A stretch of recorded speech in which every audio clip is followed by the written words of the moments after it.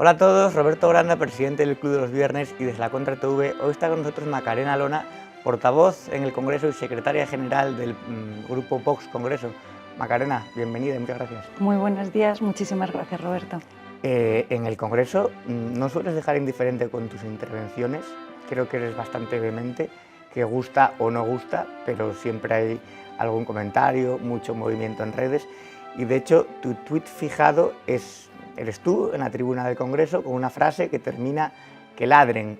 ¿Quién tiene que ladrar? Todos aquellos que ven en Vox, porque a eso nos dedicamos, desde luego la bestia negra en la defensa por la libertad, por los derechos de los españoles, porque eso representa Vox. Y si algo caracteriza a los 52 diputados en el Congreso es que tenemos muy interiorizado y muy claro que es un privilegio estar en la tribuna de oradores representando a los españoles. Por eso la seña de identidad común es el trabajo ingente, muchísimo trabajo detrás de cada intervención. Y eso es lo que en mi caso particular también intento hacer siempre en cada una de las intervenciones que asumo, dar a los españoles la mejor versión de mí misma. Unas veces sale mejor, otras veces no sale tan bien, pero lo que sí que puedo asegurar es que no hay marketing detrás. Cuando sale bien es porque... Es toda naturalidad. Efectivamente. También eres abogada del Estado y últimamente Vox ha tenido bastante éxito en los tribunales. La última, la inconstitucionalidad del estado de alarma, pero antes también las querellas por el proceso, un tuit de Echenique también incitando al odio, a Tezanos, lo vais a poner una querella también por malversación de fondos públicos. ¿Influye también ser abogada del Estado para tener esa visión de cómo intentar en los tribunales torcerle el brazo a este gobierno y a sus socios?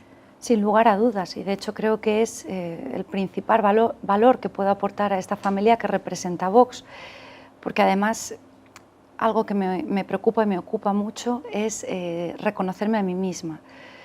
Yo oposité al cuerpo de la abogacía del Estado porque tenía una clara vocación de servicio público y di un salto a la arena política guiada por esa misma vocación de servicio público. Es para mí un privilegio tener la oportunidad, gracias a la confianza de los españoles que nos han otorgado más de 50 diputados, que como sabes es el umbral mínimo que la ley exige para poder recurrir las leyes ante el Tribunal Constitucional, aportar mi granito de arena en ese dique de contención que estamos representando y además en no pocas veces en solitario, en un momento en el que estamos logrando hacer historia del constitucionalismo y del parlamentarismo español. En diversas ocasiones he subido a la tribuna y ha quedado grabado en el diario de sesiones que la historia nos contempla, porque estamos viviendo un momento histórico y nos juzgarán en el futuro. Y en ese juicio al que vamos a ser sometidos, tenemos muy claro que si algo queremos que quede como resumen de la actuación que Vox hizo durante todos estos meses en los que millones de españoles lo están pasando tan mal, es que hicimos todo lo posible por aliviar su sufrimiento y en la parte que me corresponde por defender la democracia, precisamente cuando los jaques a la misma están siendo como no los hemos conocido. Desde al menos el régimen de 1978, desde la aprobación de la Constitución. Imagino que ha sido un palo muy grande porque lo fue para la mayoría de los ciudadanos, pero para vosotros más que eres acusación particular, luchar tanto por encarcelar a los presos del proceso y que luego salgan tan rápido a la calle y por un interés particular de Pedro Sánchez, obviando el Estado de Derecho, haciendo de menos al tribunal, etc. Si algo estamos evidenciando es que todos y cada uno de los motivos que nos llevaron a promover una moción de censura se están cumpliendo y por desgracia, decimos, por desgracia se están cumpliendo. Y uno de esos motivos era precisamente la indignidad de este gobierno respecto del que vaticinamos, y no porque tengamos una bola de cristal, sino porque simplemente bastaba ver cómo había llegado Sánchez a la Moncloa para poder vaticinar con acierto qué es lo que iba a ocurrir con posterioridad. Vaticinamos que no iban a tener este gobierno socialcomunista ningún tipo de escrúpulo a la hora de conceder a las fuerzas independentistas todas y cada una de sus reclamaciones para mantenerse en el poder, y entre ellas de manera particular la concesión de estos indultos de la indignidad, que Vox ha recurrido y que si tenemos alguna oportunidad de tener éxito ante el Tribunal Supremo, a diferencia de otras formaciones que también han recurrido, véase Partido Popular, Ciudadanos, es porque nuestra legitimación específica estaría engarzada en el hecho de haber sido acusación popular en la causa del procés. No nos cabe la menor duda que estos indultos, si pasamos ese filtro de la legitimación, que es un filtro difícil, ante la Sala de lo Contencioso Administrativo del Tribunal Supremo, van a ser anulados. Y nos basamos en el precedente que ya dio nuestro alto tribunal, Sala de lo Contencioso Administrativo, en relación con el indulto concedido por el gobierno de Zapatero en los últimos días de su mandato a quien fuera consejero delegado del Banco Santander, que fue anulado posteriormente por el Tribunal Supremo por considerar que el gobierno se extralimitó en el ejercicio de esta medida de gracia. En el caso de los condenados del procés es todavía más gravoso, porque al mismo tiempo que se estaban concediendo estos indultos tenemos a los condenados diciendo públicamente que lo volverán a hacer y rechazando esta medida de gracia, como tuvo oportunidad de determinar el propio Tribunal Supremo en el informe que emitió, 21 folios de extraordinario informe contundentísimo. No concurren las razones de equidad, de justicia, ni por supuesto de interés público que son necesarias para hacer uso de esta gracia de indulto, que es cierto que es un acto discrecional del Gobierno, pero que en modo alguno puede convertirse en un acto arbitrario. Por eso anticipo que el principal argumento que esgrimiremos en el recurso será la desviación de poder en la que el Gobierno ha incurrido al otorgar esta gracia y de obtener un pronunciamiento favorable, lo siguiente será interponer una querella contra todos y cada uno de los miembros del Gobierno que hayan votado a favor en el Consejo de Ministros, porque la desviación de poder supone la traslación al ámbito administrativo de la prevaricación penal. Y cuando este Gobierno ya no esté en el poder, que esperamos que sea pronto, ¿responderá este Gobierno alguna vez, no voy a decir en esta vida o en la otra, pero responderá ante los tribunales por la gestión del coronavirus? Una democracia fuerte se pone a prueba cuando se lucha contra una crisis como la que estamos sufriendo, una crisis sanitaria extraordinaria en la lucha contra esta pandemia motivada por el coronavirus, pero que también ha derivado en una crisis económica y social sin precedentes, no ya por causa del coronavirus, sino por la gestión directa de este gobierno socialcomunista. Encontramos en países de nuestro entorno, como Francia, como Italia, que ante acciones penales contra responsables de la gestión se está investigando por parte de los tribunales de justicia, porque esto es el mayor síntoma de que nuestra democracia es fuerte y que responde a los resortes de control. Aquí esperamos que no solamente la gestión de la pandemia dé lugar a que se siente en el banquillo de los acusados, especialmente el señor Illa y su lacayo, Fernando Simón, sino también otra serie de actuaciones que, por supuesto, consideramos que deben dar lugar a que los miembros del Consejo de Ministros se sienten ante tribunales de justicia y, de manera particular, el indigno ministro del Interior, Marlaska. Si nosotros, por ejemplo, estamos aquí y empezamos a hablar de Largo Caballero, al que llaman el Lenin español, hablamos de hazaña, hablamos del papel de la izquierda en los años 30 o de los crímenes de la Segunda República, ¿estaríamos de alguna manera faltando a la nueva ley de memoria democrática y nos podrían incluso poner una multa por no decir lo correcto? Es decir, ¿la historia tiene que ser como sea la versión oficial impuesta desde el poder? Pues por desgracia, Roberto, ese es el paso adicional que ha dado este proyecto de ley de memoria democrática que acaba de remitir el Gobierno de España al Congreso de los Diputados y que avanza en una senda que ya se inició con la ley de memoria histórica aprobada por el Gobierno de Zapatero, frente a la que Vox ya ha registrado una proposición de ley en el Congreso de los Diputados para derogarla íntegramente. Pero se va mucho más allá, se avanza en una ilegalización de fundaciones que vayan en contra de la verdad oficial y que se dicen atentan contra los principios democráticos, como es la Fundación Francisco Franco. Y se imponen multas, como bien adviertes, de hasta 150.000 euros a todos aquellos españoles, ciudadanos que vivan en España, que se atrevan a apartarse de lo que ya se ha configurado en esta legislación como la verdad oficial.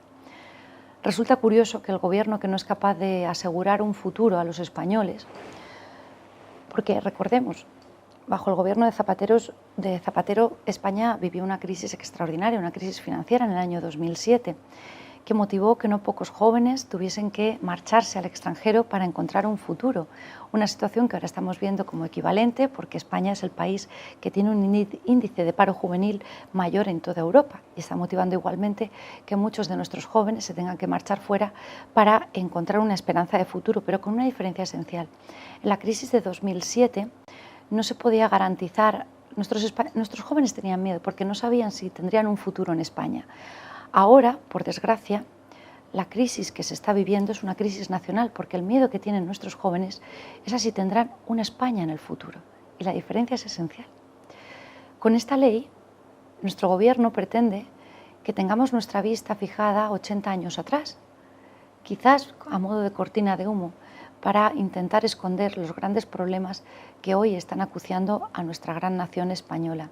Desde luego, tener esa vista fijada atrás, hace 80 años, no va a bajar el recibo de la luz, no va a bajar el índice de paro, no va a provocar que los desempleados en España, que están viviendo una situación que de verdad es que esta ministra comunista no tiene perdón de Dios, porque los desempleados en España lo que han encontrado a lo largo de estos meses ha sido oficinas cerradas, como lo encuentran en la actualidad, porque se ha echado a la calle a los 1.500 funcionarios interinos que estaban reforzando las oficinas del SEPE.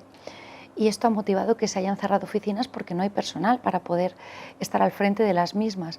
Esos desempleados han encontrado no solamente esas oficinas cerradas, sino teléfonos comunicando.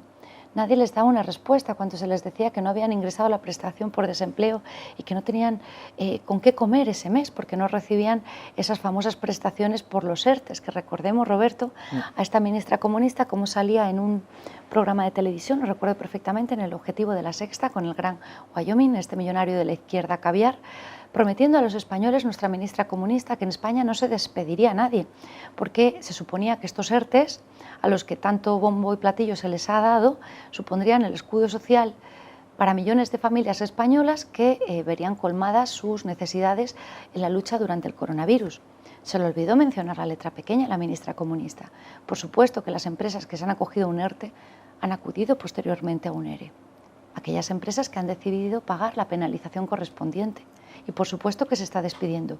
De hecho, en lo que va de año, Roberto, 32 grandes empresas en 2021 han anunciado procesos de despido colectivo, lo que va a suponer que más de 30.000 trabajadores se vayan a la calle, insertos en expedientes de despido colectivo, en algunos casos, después de haberse acogido esas mismas empresas a ERTES.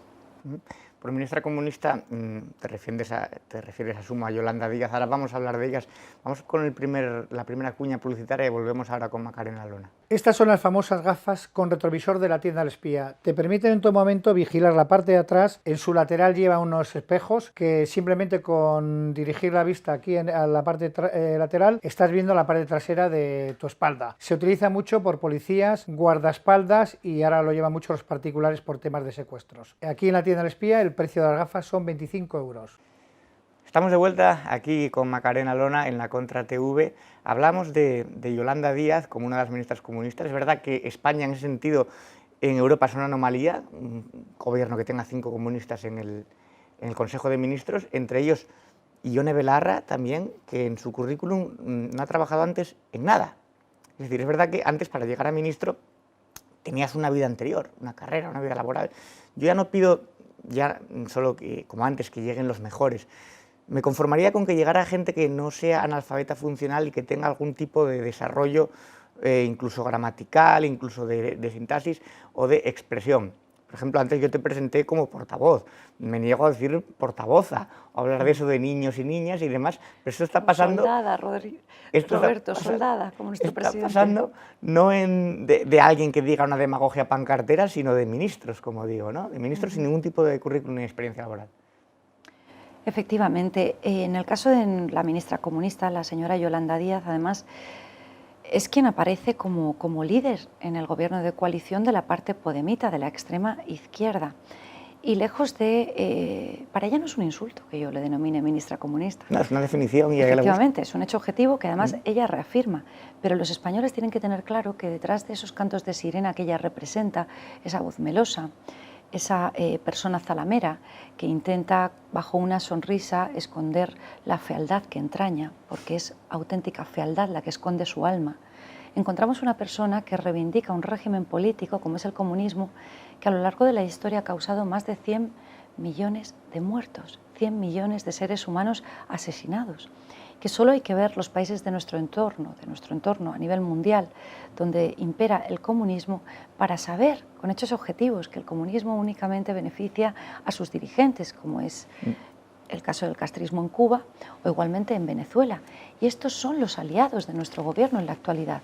Por eso el presidente de los Estados Unidos, no recibe a nuestro presidente, porque sabe que con nuestro presidente va la extrema izquierda comunista. De hecho, bueno, Yolanda Díaz fue una de las que, pero no solamente ella, Alberto Garzón, Irene Montero, Monedero, Pablo Iglesias, cuando murió Fidel Castro, una serie de tuits plañideros, lamentándose, lloros, aquello era un funeral realmente y lamentaban aquello. Sin embargo, claro, cuando hablan de democracia en España y tenemos la idea de cuál es su imagen o su idea, valga la redundancia, de democracia, es que no, es que su idea de país democrático es Cuba o es Venezuela. Entonces, esto es lo que nos esperaría en España, lo que ellos querrían implantar. Sin lugar a dudas, el famoso expropiese, pero es que además no se esconden. Lo bueno de estos comunistas es que no engañan. Quienes intentan engañar y esconder y maquillar la realidad es la parte socialista del gobierno, pero ahora van a tenerlo un poquito más difícil, porque resulta que el gran experto en este maquillaje político, el que estaba detrás de las producciones Redondo, el señor Iván Redondo, lo han echado por el barranco, así que ahora lo van a tener un poquito más difícil. Y como bien apunta Roberto, o sea, no han tenido ningún tipo de rubor en poner en valor la figura, por ejemplo, de Fidel Castro, un político, un dirigente que se caracterizó, entre otras salvajadas, por acosar, perseguir a las personas homosexuales. Son estos mismos dirigentes que se dicen a sí mismos grandes defensores de la libertad, de los derechos del colectivo LGTBI, pero incurren en constantes contradicciones, como la que te menciono. El régimen comunista fue un régimen que atacó y persiguió históricamente a las personas homosexuales, pero que no nos tenemos que ir a regímenes anacrónicos, a otras épocas históricas. Es que esas mismas contradicciones las vemos en el propio Gobierno de España, cuando han permitido que una ministra que se sentaba en el Consejo de Ministros se hiciera público que se refería a un compañero de bancada, como es el ministro Marlaska, llamándole maricón, y la han mantenido en el Gobierno. En nuestra presencia eso no sería posible. En mi presencia, la anterior ministra de Justicia nunca se habría podido referir ni al ministro del Interior ni a cualquier otra persona homosexual, faltándoles el respeto, llamándoles algo tan despectivo como insultante, como es la palabra maricón. Vamos a hablar de eso ahora, vamos a la segunda cuña publicitaria y volvemos en un segundo. Este es uno de los mejores productos que tenemos en la tienda del espía, es un bolígrafo grabador que te permite grabar todas las conversaciones ambientales de tus reuniones de negocio o familiares. Esto te sirve como un producto, como una prueba judicial. En caso de una defensa es muy necesario tener estas pruebas. Ahora vamos a escuchar lo que he grabado con el bolígrafo. Los mejores productos que tenemos en la tienda del espía es un bolígrafo grabador que te... Bien, pues esto lo puedes comprar aquí en la tienda del espía por 275 €. Graba 18 horas de conversaciones ininterrumpidas. Bueno, Macarena, me estás hablando también de cuando llamó maricón a Marlaska. Eso fue una serie de audios también filtrados. Hay una serie de estructura policial que, como sabes que tenemos un amigo en común, que es Samuel Vázquez, presidente de una policía para el siglo XXI, que habla mucho de eso, ¿no? De las estructuras de poder y cómo hay determinados mandos policiales que no sirven a la ciudadanía, sirven a esa estructura. Está muy complicado de cambiar eso en España cuando está tan enraizado. La batalla es muy difícil, pero hasta ahora ha sido imposible porque ningún partido político se ha atrevido a darla. Yo coincido por completo con las reflexiones de Samuel. Me parece una de las voces más autorizadas que yo he tenido el honor de conocer en el ámbito policial, en el ámbito de las fuerzas y cuerpos de seguridad.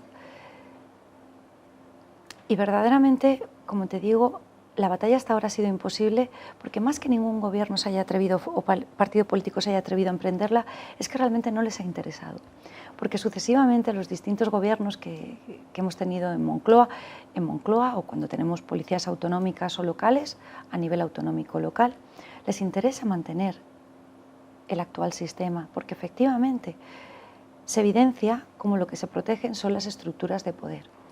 Yo he tenido oportunidad de ver, y lo recomiendo a nuestros espectadores si no lo han visto, la comparecencia de Samuel, presidente de la Asociación Siglo XXI, en el Congreso de los Diputados para hablar del modelo policial, en la Comisión de Interior, cómo se refería a la anomalía que representa que se puedan nombrar delegados del Gobierno a personas que no tienen el más mínimo conocimiento de lo que es el ámbito de seguridad y cómo se rieron de él, diputadas del Partido Popular, por hacer esta constatación que es algo objetivo. Yo que vengo del ámbito también de las delegaciones del Gobierno, que he tenido el honor de servir en la delegación del Gobierno en el País Vasco, es que es una constatación evidente. Y hay que hacer un cambio muy profundo y para eso ser muy valientes y dar la responsabilidad que merece a personas como Samuel. Estuvimos antes hablando de lo de portavozas, podemos hablar del lenguaje inclusivo, de este tipo de ideología, del marxismo cultural, de la ingeniería social, pero resulta que el PP, y lo dijo Casado ya hace tiempo, renuncia a dar la batalla cultural, no le interesa, y sin embargo parece que a los ciudadanos sí. Esto de la cultura de la cancelación, querer censurar todo lo que no pase por el aro de políticamente correcto. ¿Se equivoca el PP en no dar esa batalla? Se equivoca extraordinariamente, como se equivocó apagando una voz que, se comparta o no su contenido, era objetivo, que cada vez que Cayetana Álvarez de Toledo elevaba la voz en el hemiciclo, en el Congreso de los Diputados, callaba a toda la bancada del Gobierno de España. Había un respeto cultural, había un respeto intelectual. Hay un respeto intelectual objetivo.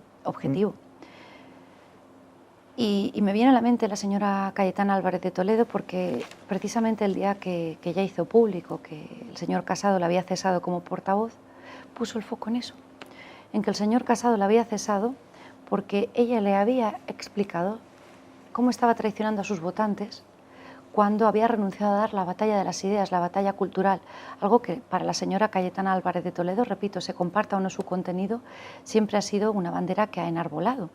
Y dejó muy claro que la señora Álvarez de Toledo y Vox no tienen nada que ver en cuanto a que ella nunca ha estado en nuestro proyecto y seguramente no lo estaría, porque para mí parte de una concepción errónea. Ella considera que para luchar contra los nacionalismos es necesario ser apátridas. Nosotros consideramos que para luchar contra los nacionalismos hay que amar profundamente a España y ser profundamente patriotas.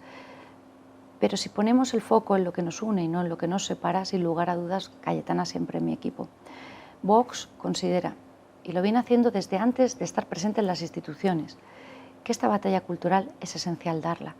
Y nosotros la damos a muy diferentes niveles y desde muy distintos planos. Como última manifestación hemos promovido una fundación, la Fundación Disenso, que pretende precisamente dar esta batalla de las ideas, esta batalla cultural a nivel nacional y a nivel internacional. Porque tenemos muy claro que el mal que tenemos enfrente tiene grandes conexiones internacionales y como foros esenciales encontramos el Foro de Sao Paulo y el Foro de Puebla, donde precisamente están presentes Zapatero, Irene Montero, por parte de la parte socialista y la parte podemita del gobierno de coalición.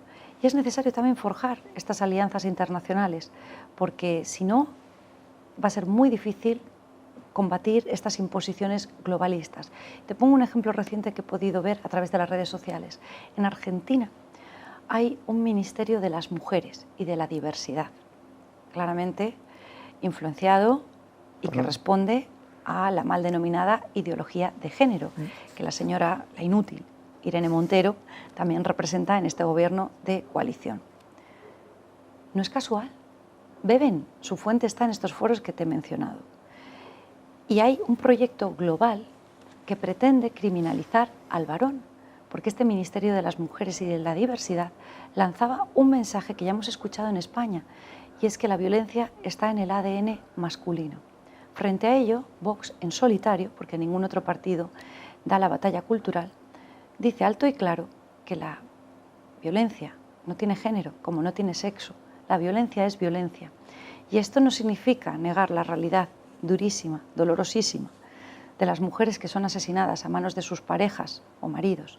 Significa decir alto y claro que esta legislación sectaria, aprobada por Zapatero en el año 2004, es una legislación profundamente ineficaz y cada muerta, cada asesinada, es un fracaso de esta extrema izquierda que no quiere reconocer la realidad porque se quedarían sin razón de ser para sus chiringuitos.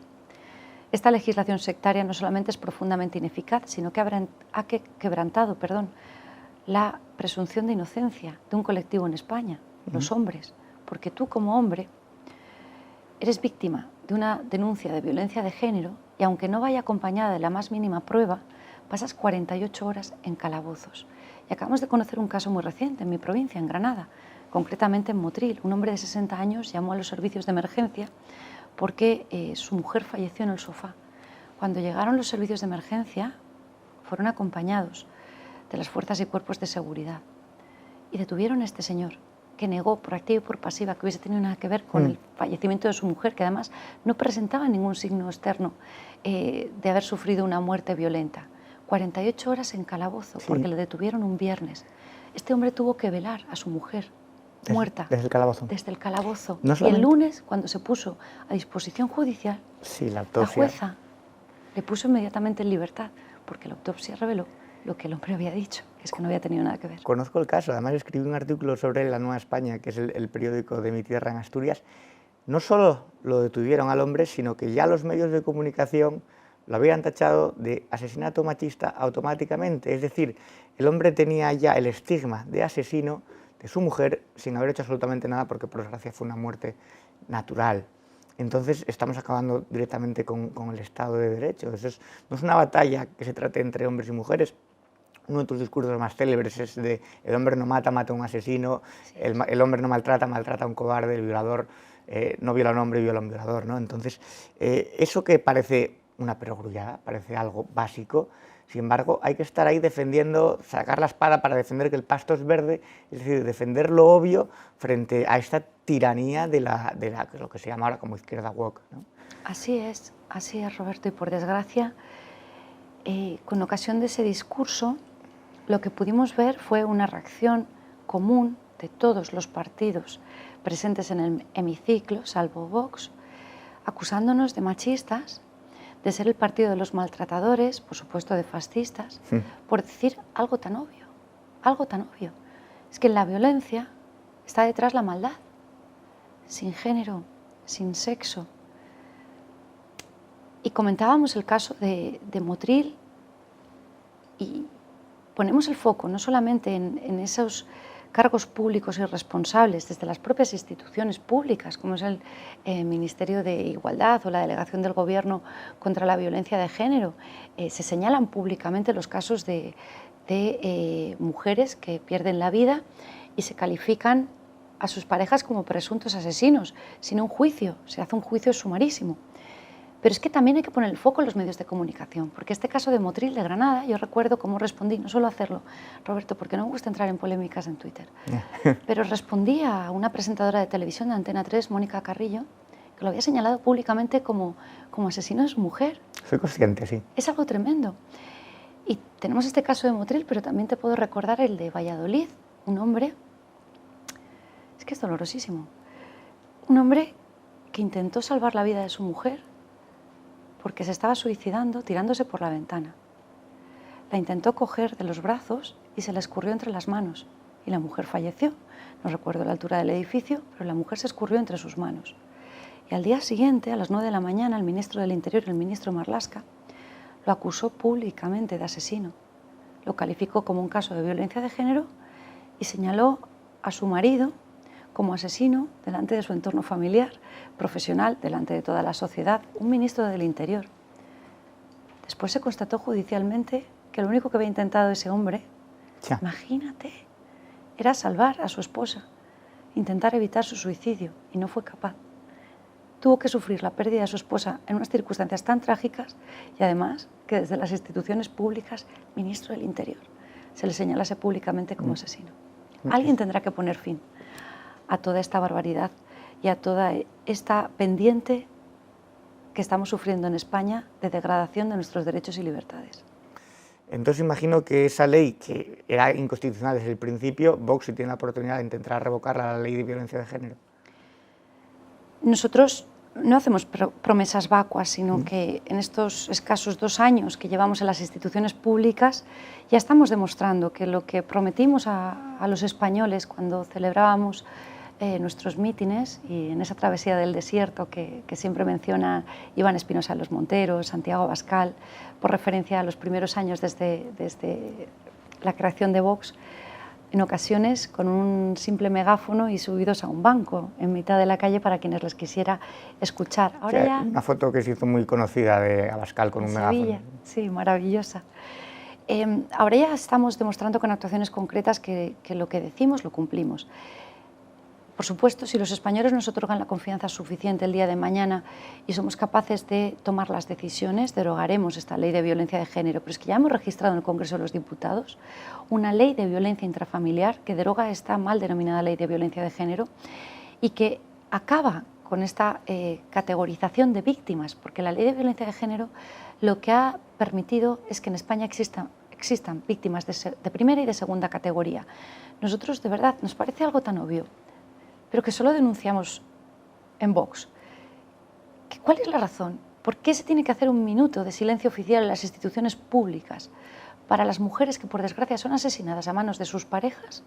Y, sin embargo, no hay estadística oficial para las parejas homosexuales que son asesinadas, para los niños que son asesinados a manos de sus padres. Únicamente tenemos estadísticas desde el año 2013. Para los abuelos, para los hermanos, esta ley de violencia intrafamiliar pretende dar cabida a todas esas víctimas que, por supuesto, necesitan un plus de protección especial porque pierden su vida en un ámbito tan reservado como es el familiar, pero que para conseguir ese objetivo no es necesario dejar al margen a unas víctimas para proteger a otras. Y, por supuesto, debe partirse del concepto de que la violencia no tiene género y tampoco tiene sexo. La violencia es violencia. No hay que negar la misma, pero sí que, desde luego, hay que darle respuesta adecuada con medidas eficaces, porque en la actualidad, Roberto, la realidad es que el promedio de mujeres asesinadas en España no ha disminuido desde que tenemos las primeras estadísticas, que son del año 2004. Por eso decimos que es una legislación profundamente ineficaz.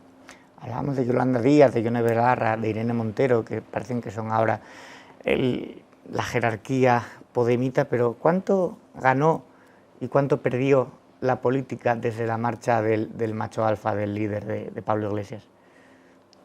Pregunta complicada, porque necesitaremos mucho tiempo para explicarlo en profundidad. En síntesis, yo tomé con mucho escepticismo la salida del señor Pablo Iglesias, porque seguro que muchos de nuestros espectadores coinciden en mi análisis, y anticipo, spoiler, que carezco de información sobre la respuesta. Es un gran enigma que llevó a Pablo Iglesias a salir de forma tan abrupta del Consejo de Ministros, a abandonar el poder, a tener este movimiento que no responde a una lógica, como es el dar un paso al frente para encabezar la candidatura en la Asamblea de Madrid por parte de Podemos. Y, por último, dar un paso atrás y abandonar, dice, definitivamente la política. Es una gran incógnita. Hay quien dice que responde a las causas judiciales que están por venir, que algo de información tendría el Gobierno y que por ese motivo se le obligó a dar marcha atrás en la política en primera línea. A mí me preocupó el hecho de que la salida de Pablo Iglesias tenía una consecuencia esencial, y es que ya no estaba encorsetado por las estructuras administrativas, por el respeto institucional, que nunca lo ha mantenido, pero algo estaba encorsetado.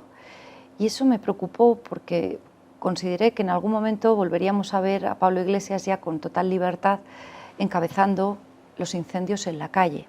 No contra el Gobierno, que tiene más de 100.000 muertos a la espalda, no contra el Gobierno, que tiene el mayor número de sanitarios contagiados a la espalda, no contra el Gobierno de la ruina y la mentira, sino precisamente contra las comunidades autónomas, presidentes de comunidades autónomas, gobiernos de comunidades autónomas, en los que no está presente ni el PSOE ni la extrema izquierda.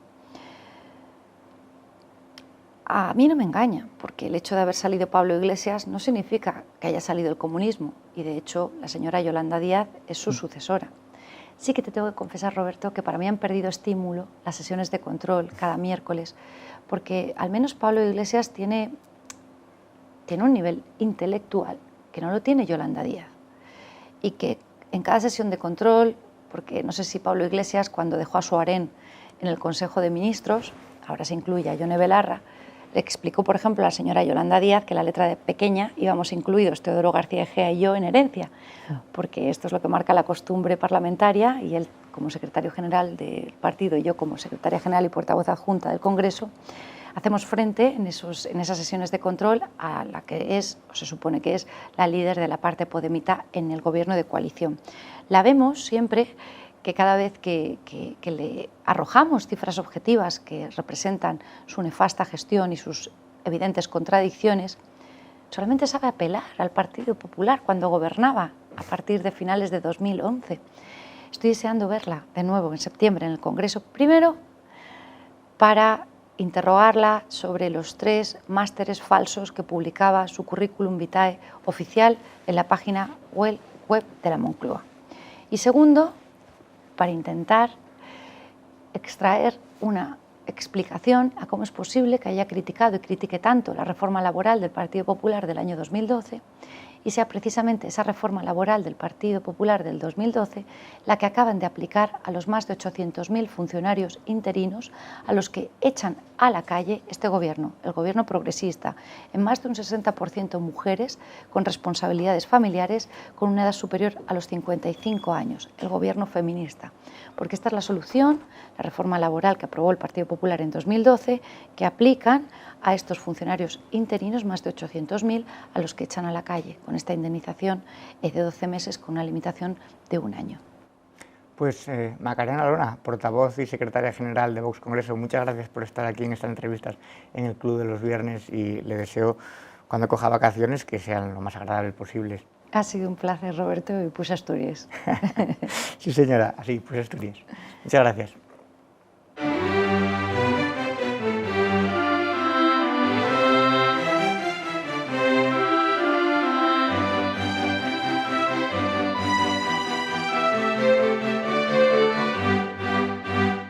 ¿Te ha gustado el vídeo? ¡Perfecto! Ayúdanos con un me gusta y compártelo en tus redes sociales. Suscríbete a nuestro canal y no te olvides de darle a la campanita. Déjanos tus opiniones y comentarios.